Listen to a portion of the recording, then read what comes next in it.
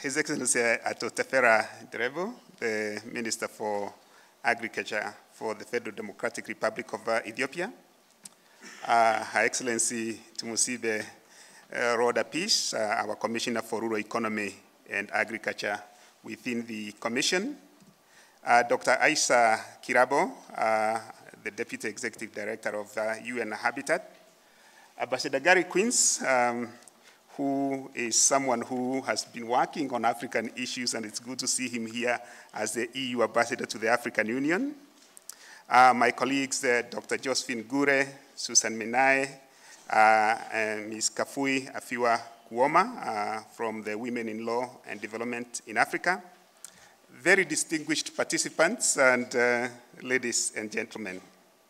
I stand here on behalf of Dr. Carlos Lopez, the United Nations Under-Secretary General and the Executive Secretary of the Economic Commission for Africa. And it's a privilege for me to be addressing this inaugural conference on land policy in Africa, which has been organized by the Land Policy Initiative. I would also want to express my deepest appreciation to the government of the Federal Democratic Republic of Ethiopia for not only hosting this conference, but also for the gracious hospitality that you have extended to all our participants. Madam Commissioner, Honorable Minister, distinguished invitees, ladies and gentlemen, the theme of this conference is the next decade of land policy in Africa, ensuring agricultural development and inclusive growth. And as you will notice, this has come quickly on the heels of the Malabo Declaration and its transformational targets. And as such, this conference presents us with an opportunity to reflect on how Africa can leverage on its natural resources, especially land, for inclusive growth and development. The conference also takes place in a context where Africa is on the rise and it's also overcoming many of the challenges it faces and turning them into transformational opportunities. The development prospects today within Africa and for Africa are reasons for hope, in particular for our youth, who expect not only quality jobs, but also more inclusive and democratic future. Yet, even with these great prospects, underpinned by the remarkable growth that we have witnessed in the last decade, Africa should not be euphoric. We still have a major challenge, and that is how to sustain the current growth for the benefit of the majority of African men and women. ECA believes that the promising avenue for sustaining the current economic growth is through pursuing the industrialization path. If properly done, industrialization has the potential to diversify African economies and also reduce exposure to external shocks. And in order to be successful, such industrialization needs to be linked to the structural transformation of the continent's economies. And this is where our natural resources come in on the transformation agenda. The African continent is well known for being the host of huge natural resources, which attract investors from all over the world. These opportunities that others see and which attract foreign investors need to be seized by Africans themselves also and used for the benefit of the African people. The continent can use its huge potential of natural resources as a basis for its industrialization.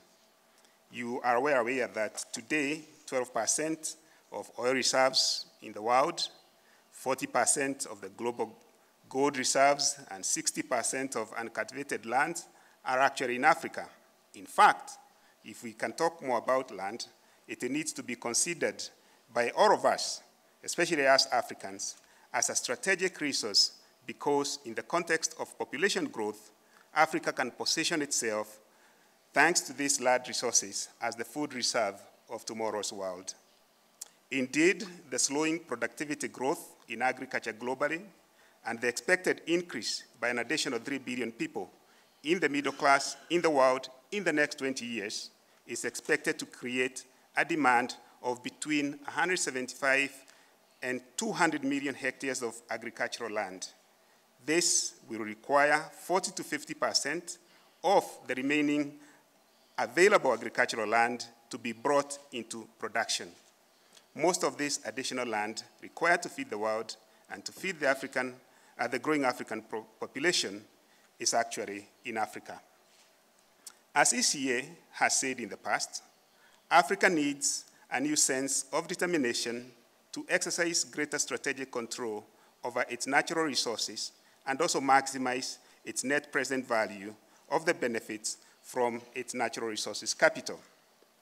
As emergence of new global players with rising purchasing powers continues to put demand pressure on natural resources, there is a need to rethink the value capture in Africa.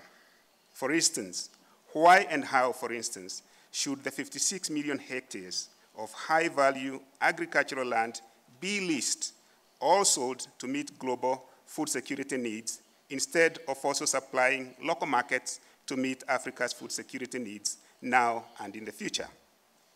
For such perspectives to become a reality, a number of improvements in the governance of land resources are to be made.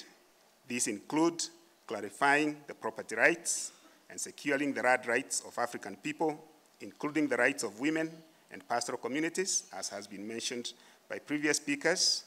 It also includes enhancing land use planning and sustainable land management, as well as promoting effective and efficient land administration systems, which are based on good governance of land resources.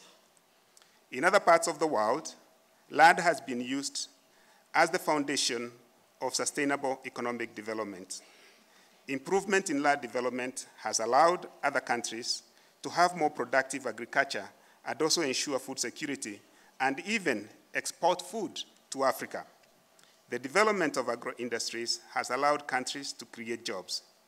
In fact, in other parts of the world, land was used as collateral to mobilize credit for investment in agriculture and other sectors.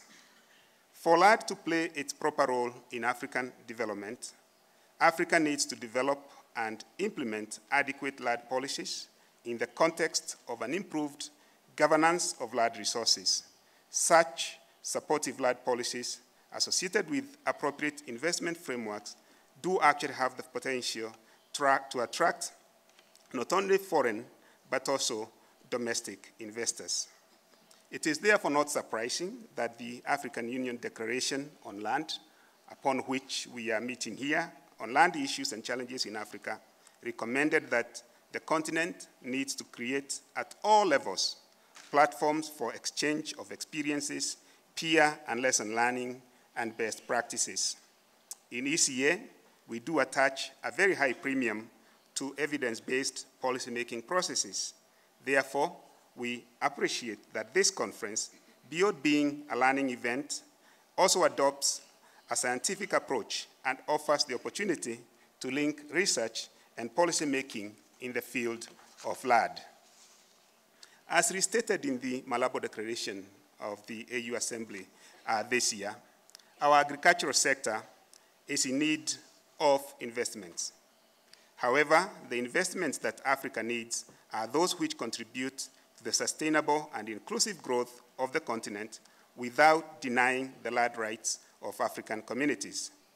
And it is in response to the request for adequate guidance by AU member states regarding the issues raised by the large-scale land-based investments in Africa that the LPI initiated a series of actions which included the Nairobi Action Plan on large-scale land-based investments in Africa, an assessment study of large-scale land-based investments, and more recently, the development of guiding principles on large-scale land-based investments in Africa, which I think will be launched later after this opening session. These guiding principles articulate fundamental principles, including the respect of human rights of African people and communities, including the rights to their land heritage, the need for land-related investments to be in line with and in support of national development strategies, or the need for African countries to promote collaboration and cooperation amongst themselves in the field of large-scale land-based investments. We hope that these principles, which will be implemented in synergy with the voluntary guidelines on responsible governance of the tenure of land, fisheries, and forests will ensure that the current flow of investments in African agricultural lands will promote inclusive and sustainable development. I would therefore like to congratulate the LPI Secretariat for this achievement and also call upon the AU member states that are represented here to make use of these principles to enhance their negotiation capacities, especially with investors. In conclusion, let me assure you that the ECA, as a member of this initiative, is committed to continue contributing to the implementation of the AU Agenda on Land through providing logistical, financial, and technical support to the LPI and its secretariat. And in fact, I would like to appeal to all stakeholders, including the farmers who are here, the women organizations, the civil society organizations, and the African private sector, to be proactive and engage in the implementation of the AU Agenda on Land. But as I conclude, I would like to congratulate all of you here because this is it's a scientific conference.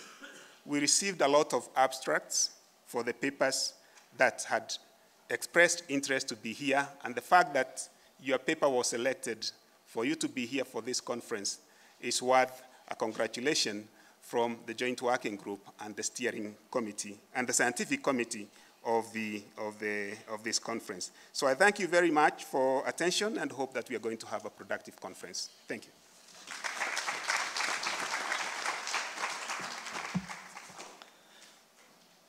Thank you so much, Stephen, for that remark.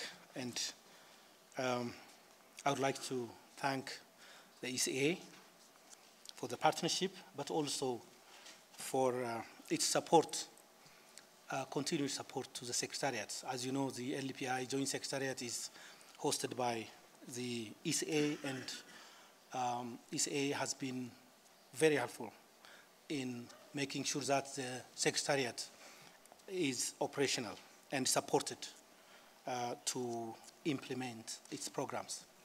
Well, Stephen is my counterpart as a director from the ECA side, and he has talked of the LPI Secretariat, and there are people who are at the forefront of making things happen, including organizing this conference, and may I use this opportunity to recognize and thank them. Dr. Johan Kagwanja, who is seated there, who is the chief of the Land Policy Initiative, Dr. Janet Edeme, who is the head of Rural Economy Division at the African Union Commission, and Dr. James Opo Omoding from the African Development Bank. I hope he is. Yes, thank you. So these are the focal people, and through them, I would like to also extend our appreciation to the staff, the team, in particular, Dr. Uber Wedraugo, who has been very instrumental in making sure that things are moving forward. Now, we are moving into the second aspect, second session of this ceremony, and this is the inaugural of the conference, and we have two distinguished personalities to make inaugural addresses. Her Excellency Mrs. Tumusime Rodapis, Commissioner for Rural Economy and Agriculture of the AU Commission, and His Excellency Ato Teferra Derribao, the Minister of Agriculture of the Federal Democratic Republic of Ethiopia. It's a singular honor and privilege for me to first invite Her Excellency Commissioner Tumusime to come and give us the inaugural address.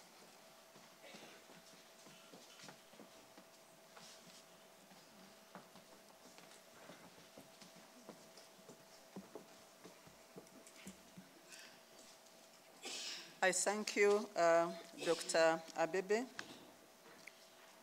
Honorable Minister Tefera Deberu, the Minister of Agriculture of the Federal Republic of Ethiopia,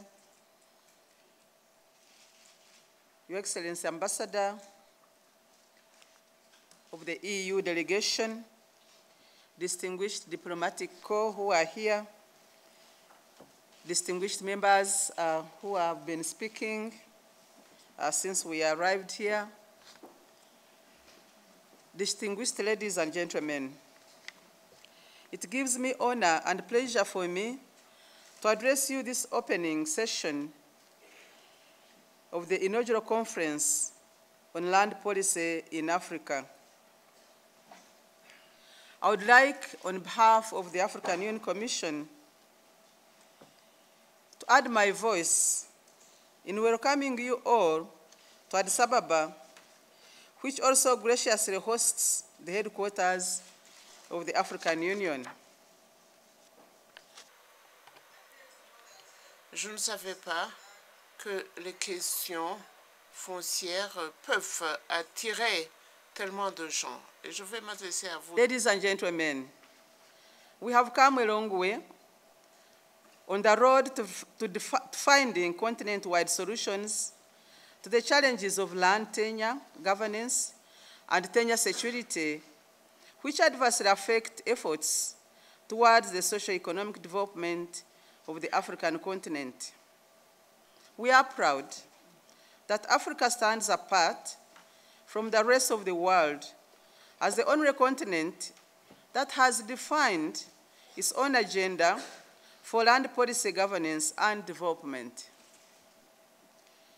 This great achievement came out of our collective work in the initial phase of the Land Policy Initiative, a tripartite consortium comprising the African Union Commission, the United Nations Economic Commission for Africa, and the African Development Bank.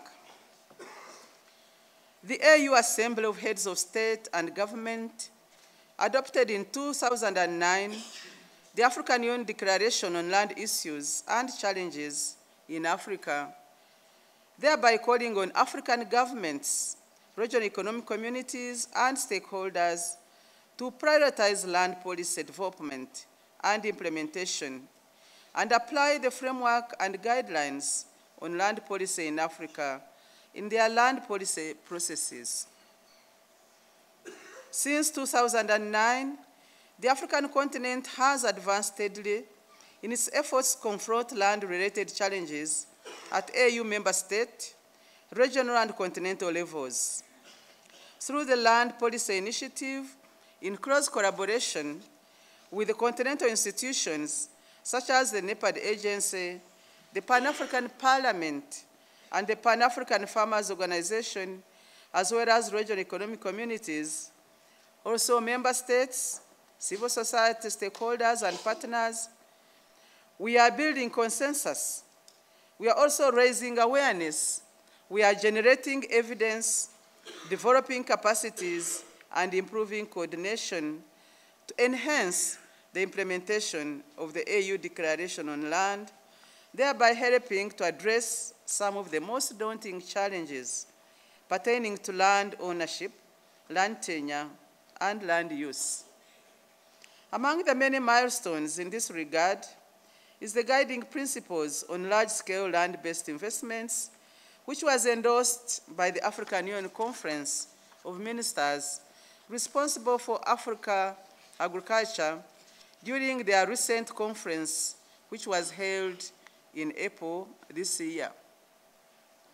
Excellencies, ladies and gentlemen, the importance of land to agricultural development in Africa is underlined by the fact that about 60% of the population derives their livelihood and income from farming, from livestock production, from fisheries and aquaculture, from agroforestry, and other agriculture-related activities. Good land governance in support of improved access to land and tenure security, especially for women and other hitherto marginalized groups, is critical in tackling some of the seemingly intractable challenges facing Africa, that some of which are low agricultural development, hunger, and poverty. I note here that Africa's agriculture is yet to match the needs of its growing population. Hence, the need for sustained efforts to address these challenges. These and other challenges facing agricultural development are well articulated in the Comprehensive Africa Agricultural Development Program, CAADP, for which a strong partnership has been developed with the AU Agenda on Land and Land Policy Initiative, given that the first of the 4 pillars of CAADP is sustainable and land management. Distinguished guests, ladies and gentlemen, as you have heard, the theme of this inaugural conference on land policy is the next decade of land policy in Africa, ensuring agricultural development and inclusive growth, which is selected in view of the importance of linking CAADP implementation with the AU Agenda on Land, and also in celebration of the 2014 Year of Agriculture and Food Security, which also is marking the 10th anniversary of CAADP. Agriculture will remain a key driver of Africa's agricultural transformation, with the prime responsibility of providing employment opportunities for a rapidly growing and predominantly youth population, sustainable livelihoods, and poverty reduction. Over the last 10 years of CAADP implementation, the agricultural sector in many African countries has evolved rapidly in response to dynamic population growth and as a result of policies and plans, as well as institutional reforms.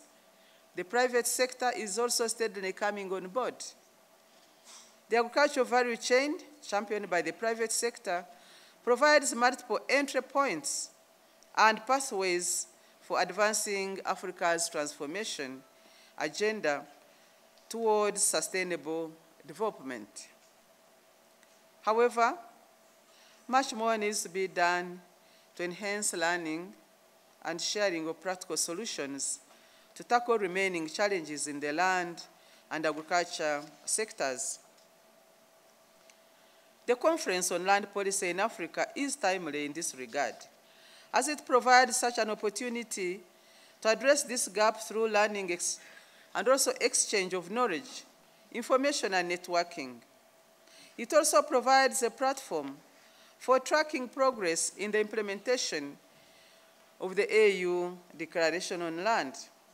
The Commission supports and is pleased to work with its tripartite and other partners to ensure this conference succeeds in availing accurate, objective, and timely knowledge, which is much needed by all stakeholders involved in agriculture and land policy development. We will also be glad to have you share your experiences and expectations as the days come on. Your input is critical in the strategy and roadmap being developed for the implementation of the Declaration on the Accelerated African Agricultural Growth and Transformation, which was adopted by AU Assembly of Heads of State and Government in Malabo, Equatorial Guinea.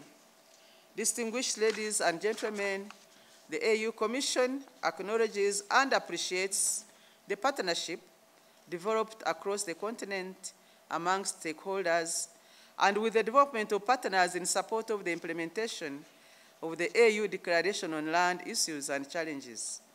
These include the partnership with the Pan-African Parliament, as I indicated, the farmers' organizations, civil society organizations, also the NEPAD agency, regional economic communities, and regional center for mapping resources for development. We are pleased with our partnerships with the FAO as we jointly apply the framework and guidelines, and also the voluntary guidelines on the responsible governance of the tenure of land, fisheries, and forests, in addition to the partnership to end hunger by 2025. Also, UN Habitat, in our work on capacity development, and indeed many others who are working closely with us. We are also pleased with the support of the European Union, instrumental in building adequate capacity and programs to implement the AU Declaration on Land. The Swiss Agency for Development Cooperation, SDC, for targeted support at country and regional levels, and the government of the Federal Republic of Germany for support our universities and research institutions on land. As you have heard earlier on, the issues of land require a lot of information, and also, as the UN Deputy Head indicated, the UN Deputy Head on Habitat indicated land issues didn't have enough information, data, to bring it on board in other development agendas. I'm sure this conference will strengthen these partnerships and enable us to work more closely to move the African growth and development agenda forward.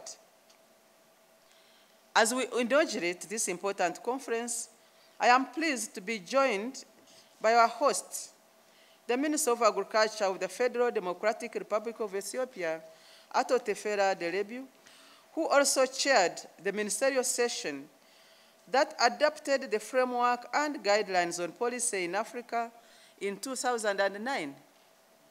Together, we helped to provide the continent a unique tool to guide their land policy processes. And today, we inaugurate a conference, a platform that will see Africa consolidate its lessons in sound land governance, supported by evidence and partnerships. The AUC will continue to provide leadership for these important processes. Distinguished guests, ladies and gentlemen, I cannot end without thanking the presenters and speakers in this conference. Your papers were selected from many submissions, and they will help lay a foundation for the success of this conference this year and for many years to come. In this regard, let me also acknowledge the work of the scientific committee members who worked tirelessly to select the papers and contribute to the program for this conference. As you can imagine, it has not been an easy task to organize this conference, especially given the many events we have organized in the context of the AU Year of Agriculture and Food Security. Fortunately, with the support of our development partners, who are also represented here on this podium and sitting amongst you, and the hard work of the LPI Secretariat, we were able to overcome many hurdles and register impressive results. As you can see, the attendance is really good. For all outstanding challenges, we ask you for your patience. You know, as a host, I have to apologize in this manner at the beginning so that you don't have to complain later on as we work together to make this event a success. Ladies and gentlemen, let me stop here with a call for a conference that allows open, that also allows frank and fruitful exchange and deliberations. I thank you for your kind attention.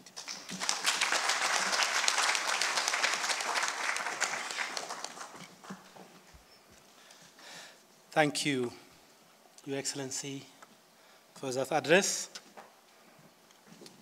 I told you, I'm not going to accept any complaints any longer. Thank you, Commissioner, for making my life very easy. This is a skill.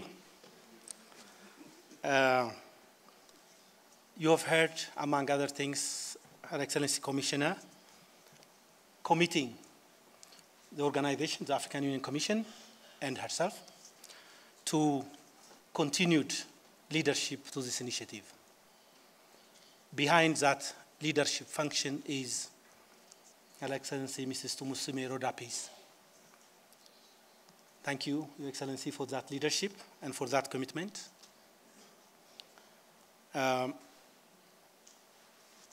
We are coming towards the last and definitely very important occasion, and I'm going to invite our guest of honor, His Excellency Ato Tefera Deribo, the Minister of Agriculture of the Federal Democratic Republic of Ethiopia, to give us his official opening statement.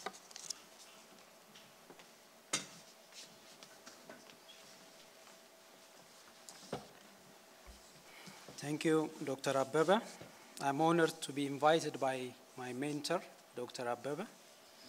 He was my tutor while I was in Haromaya University.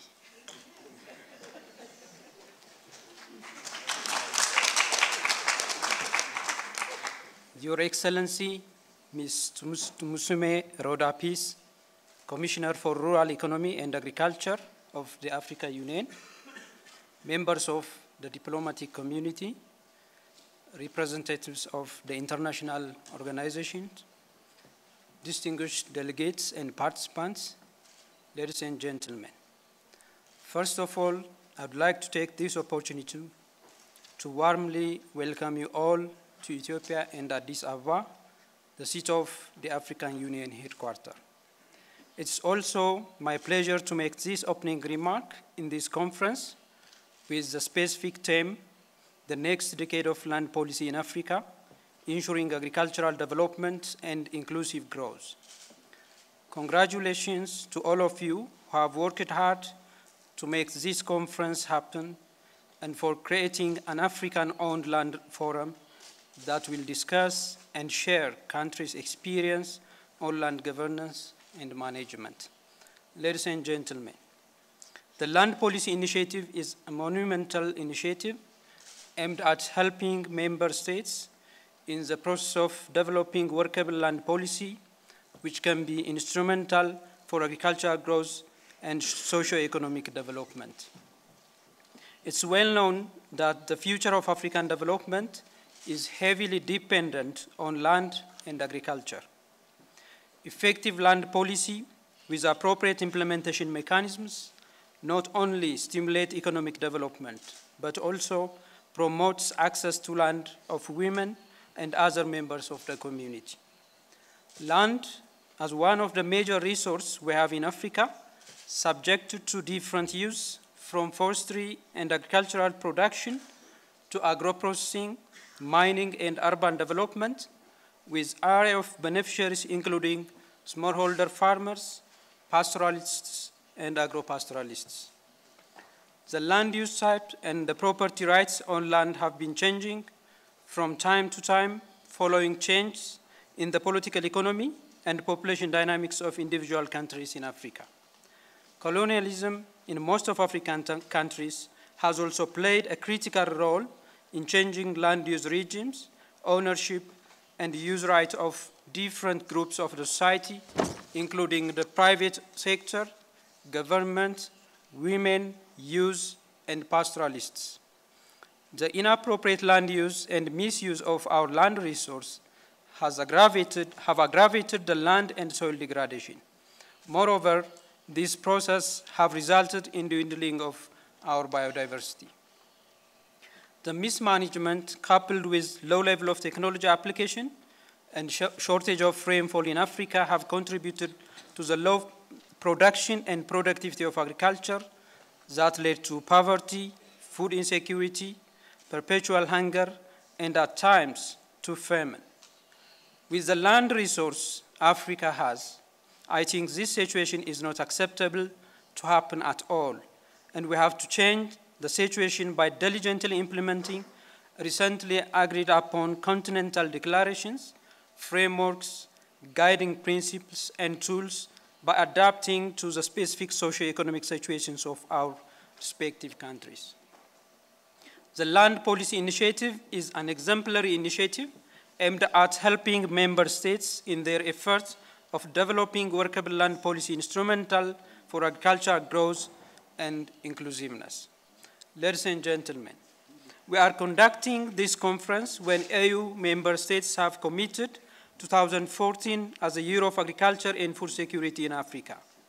And also after 10 years of implementation of the CAADP initiatives, while laying the foundation for accelerated agricultural sector transformation in Africa in the coming decade. Let me share with you some of our government's efforts in actualizing the AU Declaration on Land and the Maputo Declaration on CAADP commitments.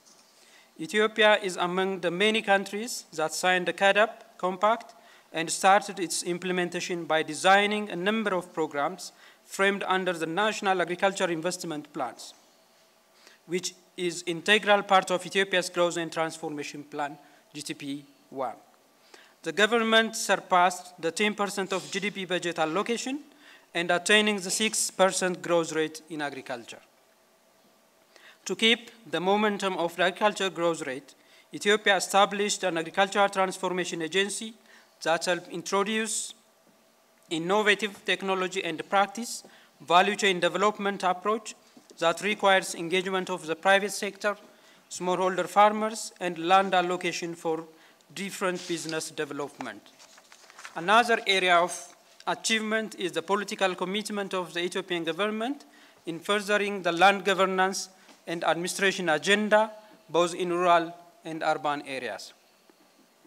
What you are observing in the urban areas, including Addis Ababa, is an integrated town renewal process involving the private sector, town dwellers, and other stakeholders.